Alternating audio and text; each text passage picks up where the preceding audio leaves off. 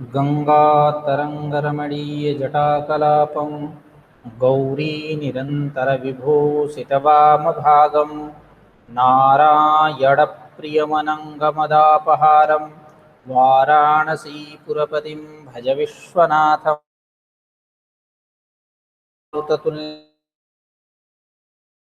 धीमतां वरिष्ठं वातात्मजं वानरयूथमुख्यं श्रीरामदूतं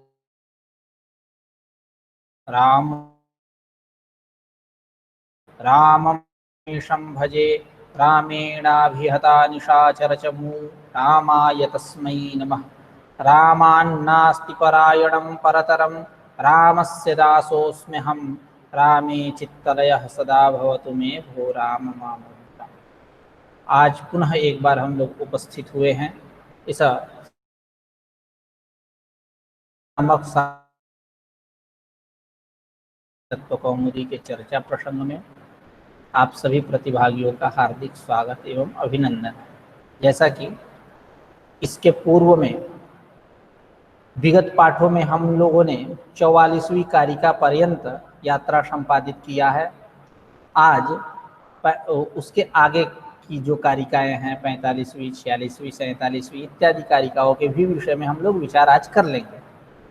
जैसा कि हम लोगों ने अभी विगत पाठों में विचार किया कि बुद्धि के जो 8 भाव होते हैं, धर्म, अधर्म, ज्ञान, अज्ञान, वैराग्य, वैराग्य, ऐश्वर्य और अनैश्वर्य, इन 8 भावों में जो धर्म अधर्म है इनसे क्या होता है। तो एक कारिका थी, धर्मेण गमनमूर्ध्वं गमनम अधस्तात् भवत्य धर्मेण ज्ञानेन चापवर्गः विपर्ययात् इष्यते बन्धः। इन 4 भावों की, 8 भावों में यदि 4 भावों की बात करें तो इनके प्रयोजन क्या है, इनसे किसकी प्राप्ति है, ईश्वर कृष्ण ने बतला दिया। ये धर्म से ऊर्ध्वगमन होता है, अधर्म से अधोगमन होता है, और ज्ञान से अपवर्ग की प्राप्ति होती है, फल प्राप्ति होती है, स्वर्ग की प्राप्ति होती है, और अज्ञान से बंध की प्राप्ति होती है। उस बंध में भी 4 प्रकार के जो बंध थे, उन सब 3 प्रकार के जो बंध थे उन सब के विषय में हम लोगों ने कल विचार किया था सांख्य तत्व कौमुदी में। प्राकृतिकः बंधः, वैकृतिकः बंधः, दाक्षिणकः बंधः इत्यादि। आज 45वीं कारिका पे विचार करेंगे। 45वीं कारिका है वैराग्यात् प्रकृतिलयः संसारो भवति राजसात् रागात् ऐश्वर्यादविघातो विपर्यात् तद्विपर्यासः। यानी वैराग्यात् प्रकृतिलयः, वैराग्य से प्रकृति का लय होता है। यानी प्रकृति का लय होता है, यानी प्रकृति में लय होता है। प्रकृतौ लयः, यानी इसके विषय में भी आगे आचार्य वाचस्पति मिश्र कहेंगे कि प्रकृतौ लयः यानी इन तत्तद वस्तुओं को, महत्तत्व, अहंकार, बुद्धि, इन सबको आत्मा मान के यदि उपासना करेंगे तो ऐसे व्यक्ति का प्रकृति में लय होता है। वैराग्यात् प्रकृति लय, यानी वैराग्य का मतलब भी यहाँ क्या लेना है कि पुरुष तत्व से अनभिज्ञ हो, पुरुष तत्व से अनभिज्ञ हो, यानी पुरुष तत्व को जो जानने वाला न हो। तो वैराग्यात् प्रकृति लयः संसारो भवति राजसात् रागात्, और यह संसार जो है, संसार मतलब संसरण, यह राजसात् रागात् रजोगुण से उत्पन्न होता है। यह बात यहाँ क्यों कह रहे हैं, क्योंकि वैराग्य में राग शब्द है। वैराग्य से तो प्रकृति लय हुआ, लयता आई, और ये संसार कैसे होता है तो राग से होता है। संसार मतलब संसरणम, उत्पत्ति ही, ऐसा अर्थ कर सकते हैं। तो संसार भवति राजसात् रागात्, रजोगुण से होता है। ऐश्वर्याद विघातः, और ऐश्वर्य से क्या होता है अविघातः। अविघातः मतलब इच्छा का विनाश न होना, कामनाओं को उपहत न होना, कामनाओं का उपहत न होना, कामनाओं का नाश न होना। अविघात, विघात मतलब होता नाश, अविघात मतलब नाश न होना। ऐश्वर्याद अविघात, ऐश्वर्य से अविघात, यानी कामनाओं का नाश न होना। विपर्ययात तद विपर्यासा, विपर्ययात तद विपर्यासा। विपर्ययात मतलब वही ऐश्वर्य के विपरीत क्या होगा? अनैश्वर्य। उस अनैश्वर्य से तद विपर्यासा, यानी अविघात का विपर्य क्या होगा? विघात। यानी अनैश्वर्य से विघात होता है, यानी कामनाएं जो हैं वो उनका बाध होता है, कामनाओं का बाध हो जाएगा, मतलब असफलता मिलेगी, यूं कह ले। एक सफलता, दूसरी असफलता। मतलब ऐश्वर्य से अविघात मतलब सफलता, और अनैश्वर्य से तद्विपर्यासः मतलब असफलता, ऐसा अर्थ।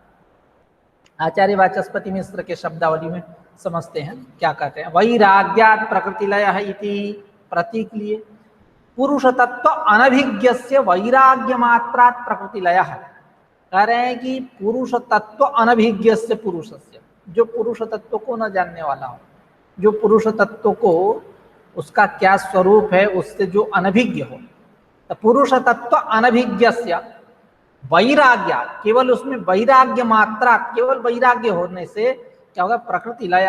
प्रकृति लय यानी प्रकृति का मतलब क्या? तो वही कह रहे हैं प्रकृति ग्रहणेन, जैसा कि मैंने शुरू में कहा, प्रकृति ग्रहणेन प्रकृति महद अहंकार भूतेन्द्रियाणि गृह्यन्ते, इन सब का ग्रहण करना है। एत मतलब एतासु लय है ना, मतलब एतेषु तत्वेषु लय, ठीक है, इन सब में लय होना, यही प्रकृति लय है। तो प्रकृति लय है यानी प्रकृति ग्रहणेन प्रकृति महत् अहंकार भूतेन्द्रियाणि गृह्यन्ते तेषु आत्मबुद्ध्या उपास्यमानेषु लयः। अब इनमें आत्मबुद्धि करके इनकी उपासना करने पर लय, यानी महत् तत्व को कोई आत्मा मान रहा है, कोई प्रकृति को आत्मा मान रहा है, कोई अहंकार को मान रहा है, कोई भूत को मान रहा है, कोई इंद्रियों को मान रहा है, इस प्रकार। तो एक गणना करते पूरे तत्व नहीं आएंगे। प्रकृति, महत्त्व, अहंकार 3 और पंच महाभूत 8 और एकादश इंद्रियां 19, इनको ये प्रकृति शब्द से इनको लेना है। प्रकृति ग्रहणेन प्रकृति महद अहंकार भूतेन्द्रियाणि गृह्यन्ते तेषु आत्मबुद्ध्या उपास्यमानेषु लयः, मतलब आत्मबुद्ध्या उपास्यमानेषु तेषु लय है। इनमें आत्मा बुद्धि रख करके, आत्म भाव रख करके, आत्मा इनको समझते हुए इनकी उपासना करने पर इनमें लय होना। किससे? तो वैराग्यात् प्रकृति लय, वैराग्य से। आगे कह रहे हैं कालांतरेण च पुनः आविर्भवति। यहाँ लय का मतलब क्या? लय हो जाना, यानी ये नहीं कि सर्वथा लय हो जाना।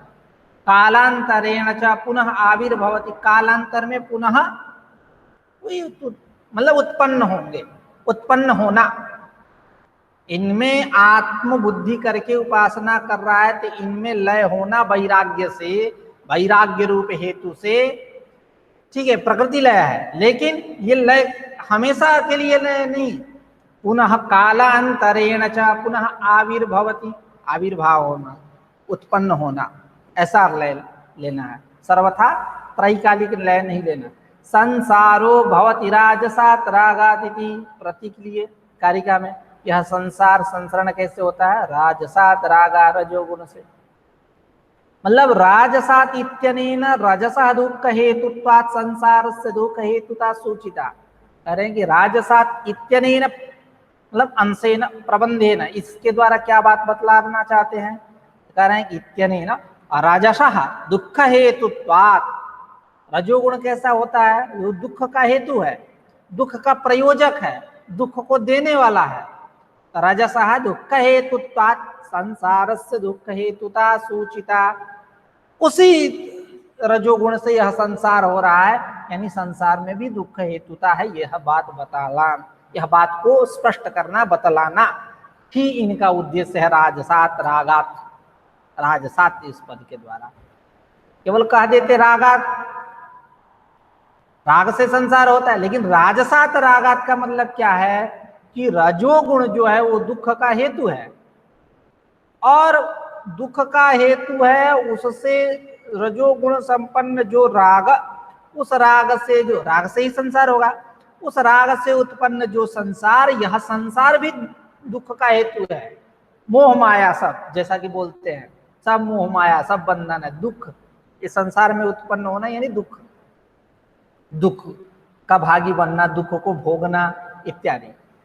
तो राजसात इत्यनेन अंशेन किं सूचितम, तो कह रहे हैं कि रजसः दुख हेतुत्वाद, रजोगुण जो है वो कैसा है, दुख का हेतु है, दुख का कारण है। इसलिए उससे यह संसार हो रहा है, अर्थात रजोगुण उपेत जो राग है उससे संसार हो रहा है, यानी संसार से दुख हेतुता सूचिता, यह संसार भी कैसा है, दुख का हेतु है। यही बात बतलाना है इनको। ऐश्वर्याद अभिघात, प्रतीक दिए फिर कारिका में, कहे कि ऐश्वर्याद अभिघात मतलब ऐश्वर्य से अभिघात होता है। अभिघात मतलब इच्छा का कभी नाश न होना, अर्थात सफलता। उस पे क्या करें, ऐश्वर्याद अभिघात ही इच्छाया, मतलब इच्छाया जोड़ लीजिए कि ऐश्वर्याद इच्छाया अभिघात, ऐश्वर्य से इच्छा का अभिघात होना अर्थात नाश न होना। यानी ईश्वर ही यदेच्छति तदेव करोति, यही ऐश्वर्य मतलब, ऐश्वर्य मतलब ईश्वर भाव, यही है ईश्वर भाव। तो यह इष्टे ईश्वर, तो यह जो ऐश्वर्य है यानी ईश्वर यदेव इच्छति, ईश्वर ही यदेव इच्छति तदेव करोति, जो चाहता है वही करता है। तो यही क्या हुई, उसकी स्वतंत्रता हुई और उसके बस में सब कुछ है, यह बात यानी सफलता, जो चाहता है वो करता है, यानी स्वतंत्र है, स्वतंत्र करता। ईश्वर क्या है, स्वतंत्र है, उसका कोई कर्ता वर्ता नहीं है, स्वयं करता है सबका, कारण है, कारणत्वं च तत्र कर्तृत्वम्। तो इसलिए अविद्यादि में दोष नहीं जाता, क्योंकि अविद्यादि में कारणता मतलब वहां कारणता है, कर्तृता नहीं है। कारणत्वं च कर्तृत्वम् जब हम कह देंगे तो अविद्यादि में दोष नहीं जाएगा, क्योंकि वो कारण ही है, केवल कर्ता ही वही करता है, यही यानी सफलता। सफलता यानी उसकी इच्छा का विघात न होना। और विपर्ययात, तद विपर्यास, विपर्ययात मतलब ऐश्वर्य के विपरीत क्या होगा, अनैश्वर्य। अनैश्वर्यात तद विपर्यासा मतलब, तद विपर्यासा मतलब अभिघात के विपरीत क्या होगा, विघात। यानी तद विपर्यासा यानी सर्वत्र इच्छा विघात है इत्यर्थ, सर्वत्र इच्छा का नाश हो जाना, इच्छा को नष्ट हो जाना, यानी इच्छा का विघात यानी असफलता। इस प्रकार क्या अर्थ हुआ, वैराग्य कारिका जो ईश्वर कृष्ण के द्वारा बतलाई गई, उसमें किस पद से क्या अर्थ लेना है, आचार्य वाचस्पति मिश्र ने खोल खोल के इस पंक्ति को स्पष्ट किया। तो सामान्य रूप से कारिका के वही अर्थ है कि वैराग्य से प्रकृति लय होता है, महत्तत्व इत्यादि को आत्मा मान करके उनकी उपासना करने पर इनमें ही लय हो जाएगा, केवल वैराग्य मात्र से। और यह संसार जो है रजोगुण से उपेत जो राग है उससे होता है। और ऐश्वर्य जो सातवां भाव है बुद्धि का, उससे इच्छा का अभिघात होता है, सफलता, नाश न होना। और अनैश्वर्य जो है इससे क्या होता है, इच्छा का विघात होता है। इस प्रकार बुद्धि के जो 8 भाव थे उन भावों की चर्चा हो गई। यानी धर्म अधर्म, यानी पूर्व जो कारिका है 43वीं कारिका, 44वीं कारिका, उस कारिका में धर्मेण गमन मूर्धम इत्यादि, और यह कारिका इन 2 कारिकाओं के माध्यम से बुद्धि के जितने 8 भाव हैं, 8 भाव, उन सब की व्याख्या हो गई, उन सब का प्रयोजन क्या क्या है उसकी व्याख्या हो गई। अब इस प्रकार यह 45वीं कारिका संपूर्ण हो गई। आज 46वीं 47वीं कारिका की भी चर्चा करेंगे। 46वीं कारिका है, उसके ऊपर एक अवतरणिका उसके पहले बना रहे हैं। बुद्धि धर्मान धर्मादीन अष्टौ भावान समास व्यासाभ्याम मुमुक्षूणाम हेयोपादेयान दर्शयितुम प्रथमस्तावत् समासमाह एषः इति। अरे बुद्धि धर्मान, धर्मादीन अष्टौ भावान, सब जोड़िए समानाधिकरण में। बुद्धि के जो 8 भाव, कौन, धर्मादीन, धर्म, धर्म, ज्ञान, ज्ञान, वैराग्य वैराग्य, ऐश्वर्य अनैश्वर्य इत्यादि। तो बुद्धि धर्मान कौन? तो धर्मादीन अष्टौ भावान, ये जो 8 भाव, समास व्यासाभ्याम, समास मतलब संक्षिप्त, व्यास मतलब विस्तृत, समसनम समासा, जैसा कि वैयाकरण जो लोग हैं वो कहते हैं समसनम समासा यानी बहूनाम पदानाम मिलित्वैक पद भवन, तो वो अर्थ नहीं लेना, केवल मौलिक अर्थ लेना है समास का। समास का केवल मौलिक अर्थ लेना, संक्षेप, संक्षेपीकरण, यह अर्थ। प्रत्याहार भी संक्षेपीकरण वाला होता है, लेकिन समास और प्रत्याहार में दोनों में भिन्नता है। प्रत्याहर्यन्ते संक्षिप्यन्ते वर्ण असाधु शब्देभ्यः साधु शब्दाः पृथक् क्रियन्ते अनेन प्रत्याहर्यन्ते संक्षिप्यन्ते इति प्रत्याहारः, ये निर्वचन है। प्रत्याहर्यन्ते संक्षिप्यन्ते इति प्रत्याहार, संक्षेपीकरण, तो वहां वर्णों का संक्षेपीकरण होता है। यहाँ समास में क्या होता है? पदों का, मतलब इसमें भी मिलितानाम पदानाम बहूनाम पदानाम मिलित्वैक पद भवनम राज्ञ पुरुष इति राजपुरुष, दो पद है, 2 पद है, मिलकर के एक पद हो जाना, मिल करके एक पद हो जाना। यहाँ पदों का संक्षेपीकरण हो रहा है, वहां वर्णों का संक्षेपीकरण होता है। ये ऐसा करके भेद कर लेना है। तो प्रत्याहर्यन्ते संक्षिप्यन्ते वर्णान वर्णाः, ठीक है, तो वहां वर्णों का संक्षेपीकरण, यहाँ पदों का, ठीक है, 2 पद से 1 पद होगा।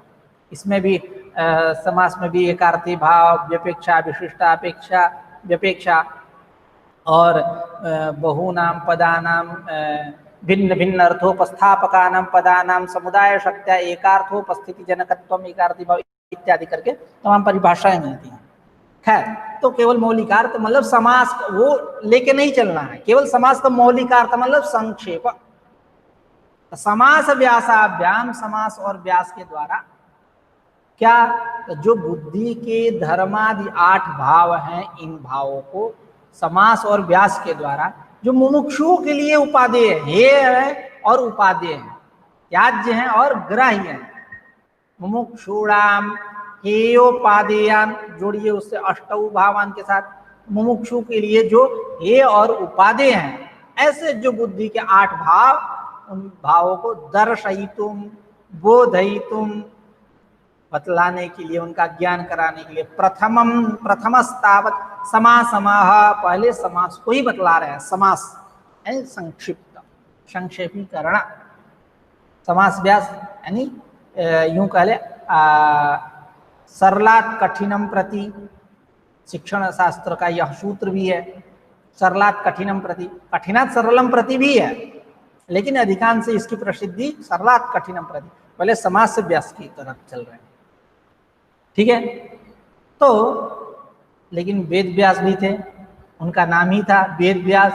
वेदाहा व्यस्ताहा अनेन इति वेद व्यासः, पहले एक था वेद, 4 भागों में कर दिए, तो 4 भागों में कर दिए तो मतलब व्यास के तरफ चले गए, अनवर्थ संज्ञा है उनकी आख्या वेद व्यास की, तो वो सरलात् कठिन कर दिए। और लेकिन खैर कोई बात नहीं, वो एक तरह से कहा जाए कठिन नहीं है, प्रतिपाद्य विषय को लेकर के उन्होंने कठिन नहीं किया, केवल उसके जो विषय हैं तत्तद अनुरूप उनको अलग अलग टोली में रखे, अलग अलग जो तंत्र मंत्र से संबंधित जो मंत्र हैं उसको अथर्ववेद में रखा, यज्ञ पूजा पाठ से संबंधित है यजुर्वेद में रखा इत्यादि, ऐसा करके उन्होंने भेद किया, अलग अलग, यूं का है पूरी लगाना दूसरे शब्दों में, मतलब बांट दिए।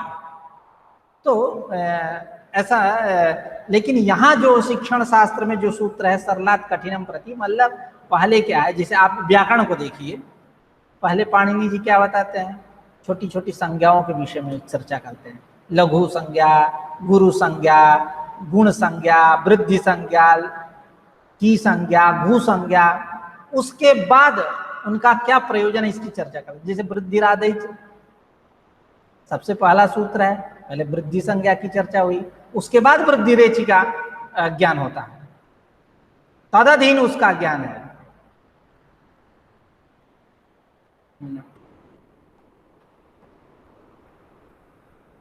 तो इस प्रकार ये एक क्रम भी है, इसी रीति का ही इस रीति को ही अपनाना चाहिए। यही रीति श्रेयस्कर भी है कि पहले वृद्धि रेच के द्वारा जो है वृद्धिरादेश के द्वारा वृद्धि संज्ञा को जाने की आ आई औ की वृद्धि संज्ञा होती है, उसके बाद उसका वाक्यार्थ बोध करेंगे, तब सुगमता भी होगी और उसका वाक्यार्थ बोध संपन्न भी होगा। तदधीन ही है एक तरह से। नहीं तो अब वृद्धि संज्ञा किए बिना हम वृद्धिरेच सूत्र को प्रवृत्त करें तो वहां वृद्धि के विषय में आकांक्षा होगी। तो उस आकांक्षा को पहले ही आचार्य ने महसूस कर लिया और पहले ही उन्होंने उस सूत्र का प्रणयन कर दिया। खैर, तो प्रकृत स्थल में यहाँ समास का केवल मौलिक अर्थ लेकर के चलना है।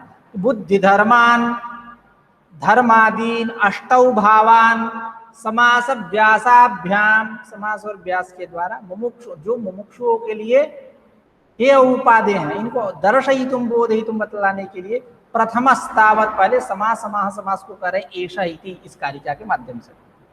कारिका है एष प्रत्यय सर्गो विपर्यया शक्ति तुष्टि सिद्धाख्य गुण वैषम्य विमर्दा तस्य च भेदास्तु पंचाशत्। दो प्रकार के सर्ग होते हैं। एक प्रत्यय सर्ग जिसको हम बोलते हैं, प्रत्यय मतलब बुद्धि सर्ग। एक होता है भौतिक सर्ग। भौतिक सर्ग यानी भूतादि सर्ग यानी तन्मात्र सर्ग, यानी एक बुद्धि का सर्ग, बुद्धि से सृष्टि, और दूसरा तन्मात्र सृष्टि। दो ही सर्ग हैं इसमें बतलाया गया है। उन सब की चर्चा पहले प्रथमोपस्थितत्वात् हम लोग बुद्धि सर्ग की ही चर्चा करेंगे, उसके बाद प्रत्यय सर्ग की चर्चा करेंगे, भूतादि सर्ग की चर्चा करेंगे।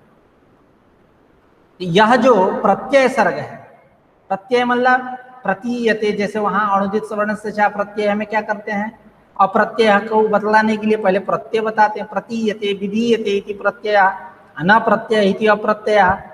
औस प्रत्यय का संबंध अण के साथ है, उदित के साथ नहीं है, नहीं तो चौको इत्यादि में दोष आ जाएगा। खैर ये अलग से विषय है।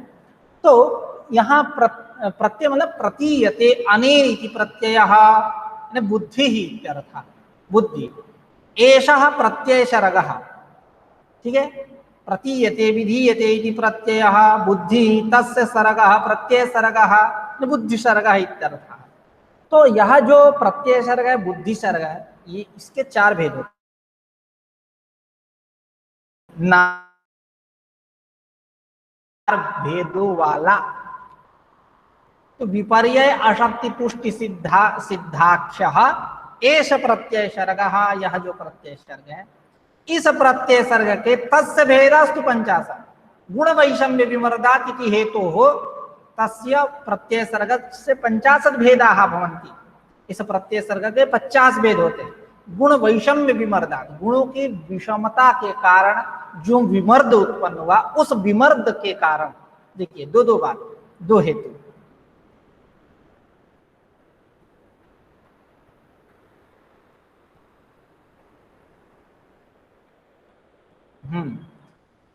दो बात। एक गुणों की जो विषमता मतलब न्यूनाधिक्य, विषमता यानी न्यूनाधिक्य, विषम रहना। यह गुणों की जो विषमता, उस विषमता के कारण इनमें क्या होता है, विमर्द होता है। इन्हें पारस्परिक ये एक दूसरे को अभिभूत करते हैं। गुणों की विषमता होने के कारण यह एक दूसरे को उत्पन्न करते हैं। तो गुणों की जो विषमता, वह विषमता प्रयोजक किसमें हुई, विमर्द में। अब वह विमर्द किसमें प्रयोजक बन रहा है, भेद में, 50 भेद में। तो उसी को कह रहे गुण वैषम्य विमर्दात, मतलब गुणानाम यद वैषम्यम तस्य वैषम्यस्य विमर्दात इति हेतु हो, मतलब पारस्परिक अभिभवात इति हेतु हो। तो पारस्परिक अभिभव, इस कारण तस्य यानी प्रत्यय सर्ग से, उस प्रत्यय सर्ग के 50 भेदाः 50 भेद होते हैं। अब आचार्य वाचस्पति मिश्र के शब्दों में समझते हैं। प्रतीयते अनेन इति प्रत्ययः बुद्धिः तस्य सर्गः प्रत्यय सर्गः तत्र विपर्ययः अज्ञानम अविद्या सापि बुद्धि धर्मः। तो वो जो चार भेद हैं, कौन, विपर्यय, अशक्ति, तुष्टि और सिद्धि। तो विपर्यय का मतलब क्या है, कह रहे हैं विपर्यय मतलब अज्ञान, ठीक है। तो विपर्ययः अज्ञानम यानी अविद्या, सब एक ही है, एक ही संप्रदाय के लोग हैं। विपर्यय, अज्ञान, अविद्या सब एक ही हैं, तद अतिरिक्त कुछ नहीं। विपर्यय, अज्ञान, अविद्या सब एक ही संप्रदाय के। आचार्य जैसा कि शारीरक भाष्य में भी भगवत्पाद शंकराचार्य कहते हैं, तमेतमेवं लक्षणं पंडिताः अविद्येति मन्यन्ते, तमेतमेवं लक्षणं अध्यासं पंडिताः अविद्येति मन्यन्ते। अध्यासम अविद्या, अध्यास को अविद्या, या आप वेदांतर इत्यादि ग्रंथों में देखेंगे तो जो अज्ञान है वही उसको वहां अविद्या माया के रूप में प्रतिपादित किया गया।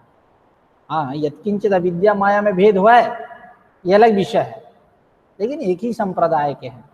तो कह रहे हैं विपर्ययः अज्ञानम, विपर्यय जो है यही अज्ञान, अविद्या, साप बुद्धि धर्म।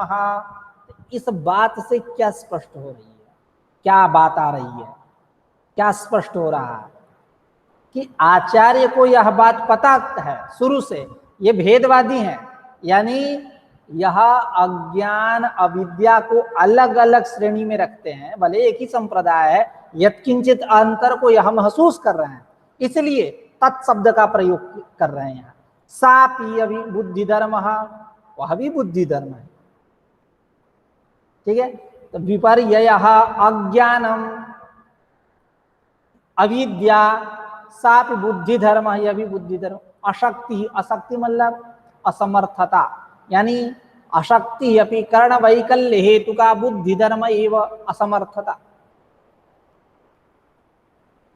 तो यह विपर्य जो है बुद्धि धर्म है, और यह जो अशक्ति है मतलब अशक्ति में असमर्थता, किसकी असमर्थता? कर्णों की। कर्णों में विकलता आ जाना, मतलब वैकल्य दोष है, मतलब अपने अपने कार्यों के प्रति अपने अपने व्यापार के प्रवृत्त न होना, अपने अपने व्यापार को संपादित न करना, यही इनका वैकल्य है, ठीक है। तो कारण वैकल्य हेतु का अशक्ति ही, एतादृशी जो अशक्ति, असमर्थता स्व व्यापार को उत्पन्न करने में, कर्ण वैकल्य हेतु का अशक्ति बुद्धि धर्म एवं, यह भी बुद्धि धर्म है। तुष्टि सिद्धि अपि वक्ष्यमाण लक्षणे बुद्धि धर्म एवं, और तुष्टि और सिद्धि यह भी वक्ष्यमाण लक्षण है, आगे इनकी व्याख्या करेंगे। बुद्धि धर्म एवं, बुद्धि धर्म ही है।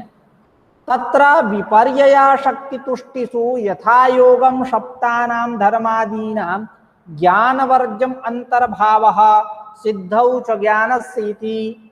कह रहे हैं कि तत्र विपर्यया शक्ति तुष्टि, तत्र विपर्यया शक्ति तुष्टिषु, विपर्यय, अशक्ति या तुष्टि, इन तीनों में, सिद्धि को छोड़ करके इन तीनों में यथा योगम, यथा योगम यानी इनके योग्यता के अनुसार, सप्तानाम धर्मादीनाम, जो बुद्धि के 8 भाव में 7, ज्ञान को छोड़ करके, सप्तानाम धर्मादीनाम ज्ञान वर्जम, ज्ञान को छोड़ करके, अंतर्भाव कुत्र एतेषाम सप्तानाम धर्मादीनाम अंतर्भाव, विपर्यया शक्ति तुष्टिषु, इन तीनों में अंतर्भाव।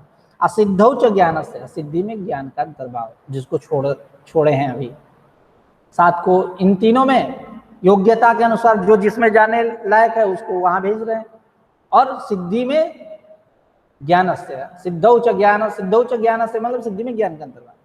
अब इस प्रकार समास के विषय में समास रूप से इनका व्याख्यान हो चुका।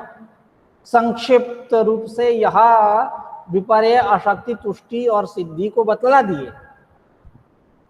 अब व्यास की तरफ चल रहे हैं। व्यास माह तस्य तु भेदास्तु 50। तस्य, तस्य मतलब प्रत्यय सर्गस्य, इस प्रत्यय सर्ग के 50 भेदास्तु, 50 भेद हैं। कस्मात्, किस लिए, कैसे, कह रहे हैं गुण वैषम्य विमर्दात इति हेतु हो, गुणों की जो विषमता, उस विषमता के कारण उत्पन्न जो विमर्द, इस विमर्द के कारण इसके प्रत्यय सर्ग के 50 भेद होते हैं, उसी को बतला रहे। गुणानाम वैषम्यम एकैकस्य अधिक बलता, द्वयोर्द्वयोर्वा एकैकस्य न्यून बलता द्वयोर्द्वयोर्वा ते च न्यूनाधिक्ये मंद मध्याधिक मात्रतया यथा कार्यम उन्नीयेते। कह रहे गुणानाम वैषम्य, गुणों का वैषम्य क्या है? तो कह रहे एकैकस्य अधिक बलता, एक एक को बलवान होना दूसरे के प्रति, अथवा द्वयोर्द्वयोर्वा अथवा दो दो को बलवान हो जाना, एक ऐकस्य न्यून बलता द्वयोर्द्वयोर्वा न्यून बलता, जोड़ लीजिए, एक एक की न्यून बलता अथवा दो दो की न्यून बलता, दुर्बल होना। यानी जिसको, जैसा कि हम लोगों ने शुरू में उद्रेक को लेकर के चर्चा किया, सत्र समुद्रेक, रजोगुण समुद्रेक हो रहा है, तमोगुण समुद्रेक हो रहा है, यानी प्रधानता। तो एकैकस्य गुणानाम वैषम्य में विषमता क्या है? सब बराबर रहे तब तो विषमता ही नहीं। मतलब एक बलवान है दो दुर्बल है, दो बलवान है एक दुर्बल है, ऐसा, यही विषमता है। सब एक बराबर नहीं है, उंगलियां जो है सारी एक बराबर नहीं है, एक बड़ी एक छोटी, इससे उससे छोटी एक उससे छोटी, ऐसा, ये यही वैषम्य है, विजातीयता ही नहीं। क्योंकि विजातीयता नहीं कहेंगे, यही विषमता है इनमें। ठीक है, तो गुणानाम, गुणों का गुणानाम वैषम्यम तावत कह रहे हैं कि एक ऐकस्य अधिक बलता, एक ऐकस्य गुण से अधिक बलता, द्वयोर्द्वयोर्वा अथवा दो दो गुणों की अधिक बलता, एक ऐकस्य न्यून बलता, एक एक गुणों की न्यून बलता, अथवा द्वयोर्द्वयोर्वा या दो दो को कमजोर पड़ जाना।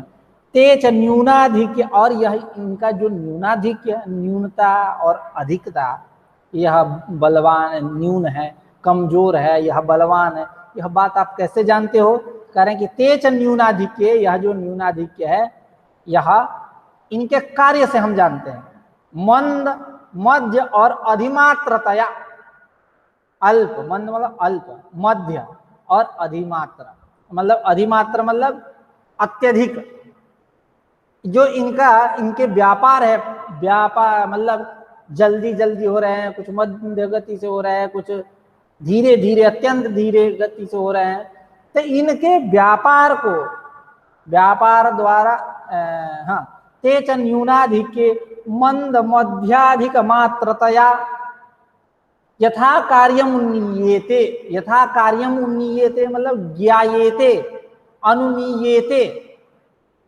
ठीक है, तो यानी यह गुणों की जो न्यून बलता है और अधिक बलता है, न्यूनाधिक्य है, यह मंद, मध्य और अधिमात्रतया जो इनके कार्य, उन कार्यों से हम ज्ञात करेंगे, जानेंगे, अनुमान करेंगे कि यहाँ यह न्यून बल वाला है, यहाँ इसकी इसकी प्रबलता है या अधिक बल वाला है।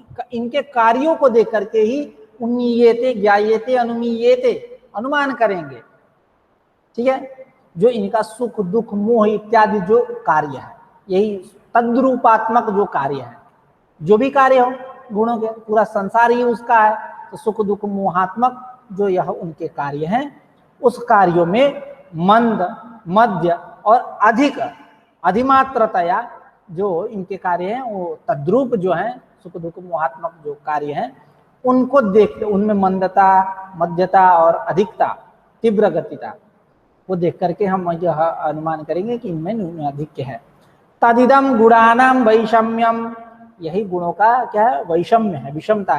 तेन उपमर्दः, तेन उपमर्दः, तेन मतलब वैषम्येन, उस वैषम्य के द्वारा उपमर्दः, उपमर्द मतलब जैसा कि गुणों के में उपमर्द उपमर्दक भाव होता है, यानी दूसरे शब्दों में कहे अविभाव्य अभिभावक भाव, एक उपमर्द रहता है, एक में उपमर्द्यता है और दूसरे में उपमर्दकता है।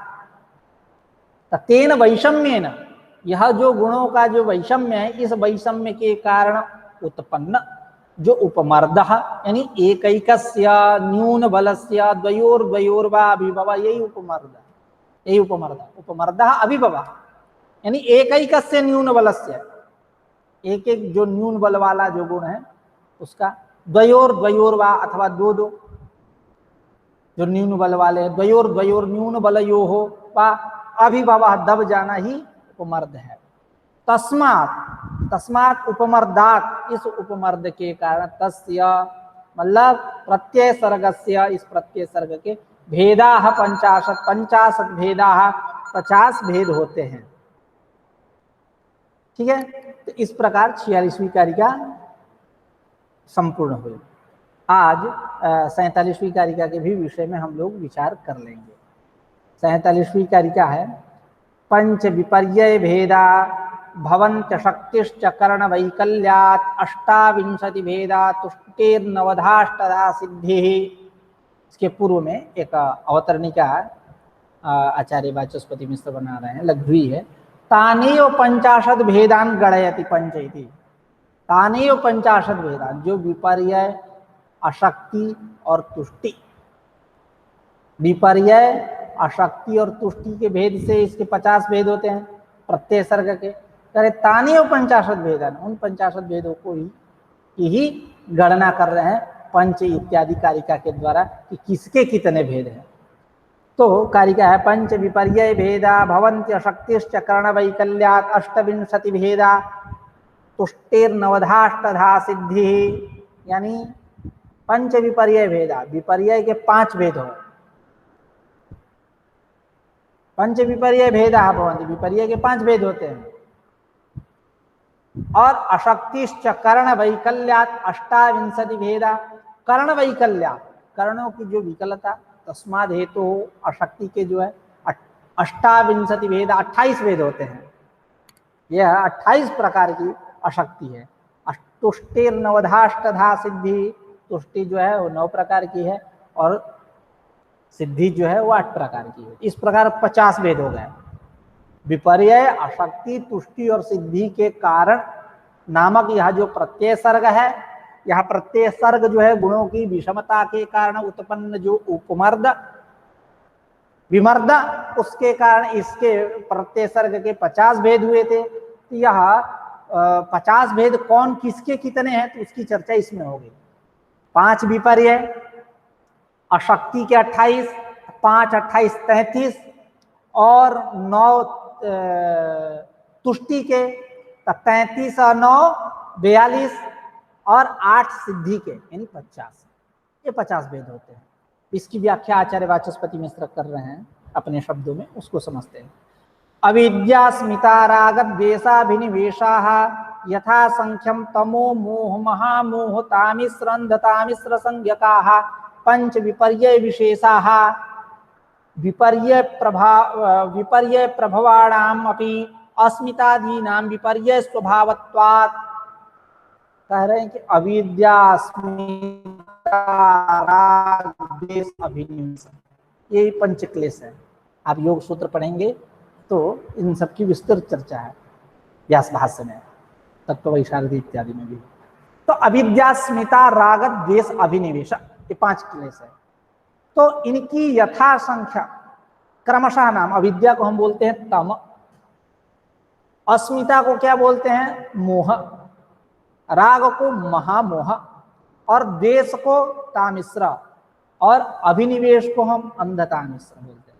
अविद्यास्मिता राग द्वेषाभिनिवेशाः यथा संख्यम तम मोह महामोह तामिश्र अंधतामिश्र संज्ञकाः पंच विपर्यय विशेषाः, यही पंच विपर्यय विशेष है।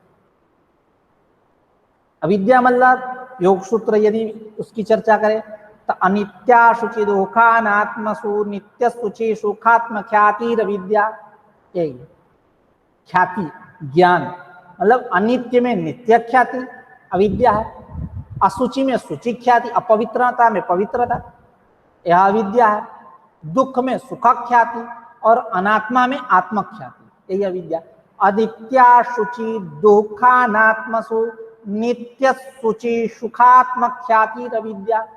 अविद्या अस्मिता, अस्मिता मतलब दृक् दर्शन शक्ति और एकात्मते वास्मिता, दृक् शक्ति और दर्शन शक्ति यानी पुरुष, दृक् शक्ति यानी पुरुष, दर्शन शक्ति यानी बुद्धि, इनकी एकात्मता, एक होना, यही अस्मिता है।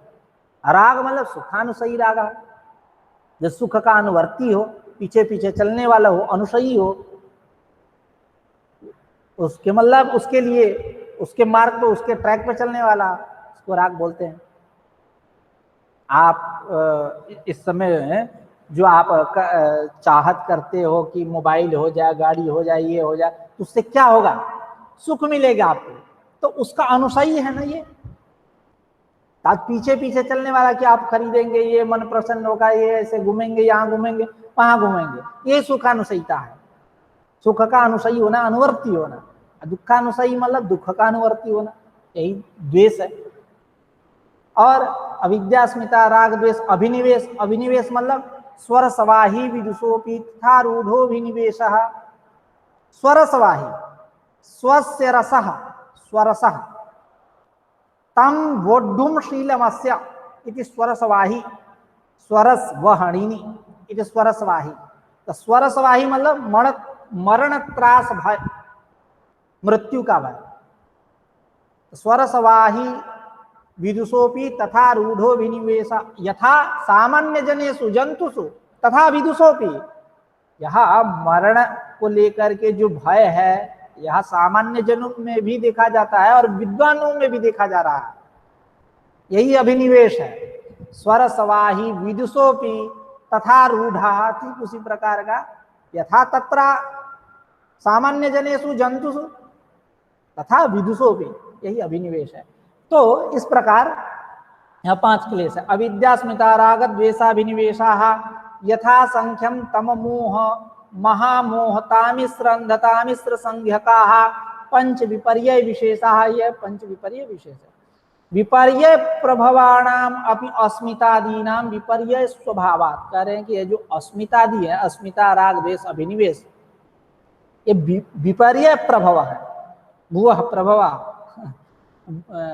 क्या हिमवतः गंगा प्रभवती भवनम भूः। तो विपर्य प्रभवाणाम क्या, अस्मितादीना विपर्य, विपर्य से प्रभाव है उत्पन्न जायमान।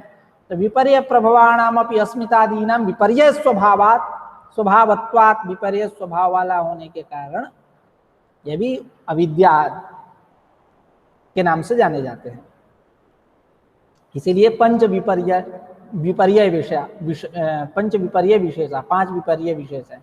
तो विपर्ययत्वेन इन सब का आख्यान हुआ। अस्मिता, राग, द्वेष, अभिनिवेश, विपर्य का तो हो रहा है, ठीक है, लेकिन अस्मिता, राग, द्वेष, अभिनिवेश इनका भी विपर्य विशेषा, ये विपर्य विशेष है। यानी विपर्य प्रभवाणाम अस्मितादीनाम विपर्य स्वभावत्वात् विपर्य विशेषा, विपर्य विशेष है।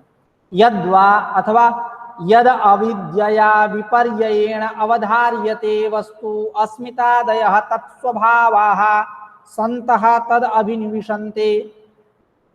कह रहे हैं कि यद्वा, यद अविद्यया विपर्ययेण अवधार्यते वस्तु, यद वस्तु अविद्या के द्वारा, विपर्य के द्वारा, यद वस्तु अवधार्यते, निश्चयते, जिस वस्तु का निश्चयकरण करते हो, निश्चयीकरण करते हो, यद वस्तु अविद्यया विपर्ययेण अवधार्यते अस्मितादयः तत्स्वभावाः, उसी वस्तु को अस्मितादि भी जो है तत्स्वभावाः विपर्य स्वभावाः, विपर्य स्वभावाः सन्तः तद अभिनिविशन्ते, उनका उसी प्रकार से वह चिंतन मनन करते हैं, अनुसरण करते हैं। यानी अविद्या के द्वारा, विपर्य के द्वारा जिस वस्तु को जिस रूप में निश्चित किया जाता है, उसकी अवधारणा होती है, यह ठीक उसी प्रकार ये अस्मितादि जो विपर्य प्रभव हैं, अस्मितादयः तत्स्वभावाः विपर्य स्वभावाः सन्तः तद अभिनिविशन्ते। तद अभिनिविशन्ते मतलब ठीक उसी रूप में उसका निश्चय करते हैं ये लोग भी।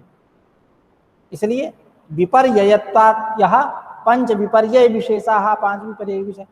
अतएव पंच परवा विद्ये इत्याह भगवान वार्षगण्यः। इसीलिए भगवान वार्षगण्य ने कहा पंच परवा विद्ये, इस अविद्या के 5 पर्व होते हैं। कौन 5? विपर्य, अशक्ति, तुष्टि, विपर्य नहीं, वही अविद्या, स्मिता, राग, द्वेष, अभिनिवेश, यही 5 पर्व है, जिसको हम दूसरे शब्दों में बोले तो तम, मोह, महामोह, तामिश्र, अंधतामिश्र, ये 5। तथा अतएव पंच परवा विद्या भगवान वार्षगण्य। भगवान वार्षगण्य ने कहा यह विद्या जो है इसके 5 पर्व है, यही 5 पर्व है। इस प्रकार यह कारिका भी समाप्त हो चुकी। अब 48वीं कारिका है। भेदस्तमसोष्ट विधा मोहस्य च दश विधो महामोह इत्यादि। अब एक एक की चर्चा होगी। तम मोह महामोह तामिश्र अंधतामिश्र, यह जो 5 संज्ञाएं हैं इनकी, अविद्या स्मिता राग द्वेष अभिनिवेश की क्रमशः अविद्या को तम कहते हैं, स्मिता को मोह कहते हैं, और राग को क्या बोलते हैं, महामोह कहते हैं, द्वेष को तामिश्र कहते हैं, और अभिनिवेश को अंधतामिश्र कहते हैं। इस प्रकार इन सब की अब चर्चाएं होंगी अगली अगली कारिकाओं में। ठीक है, अगली अगली कारिकाओं के माध्यम से चर्चा करेंगे। आज की चर्चा यहीं समाप्त होती है। कल पुनः एक नई ऊर्जा से मिलेंगे। नमस्कार।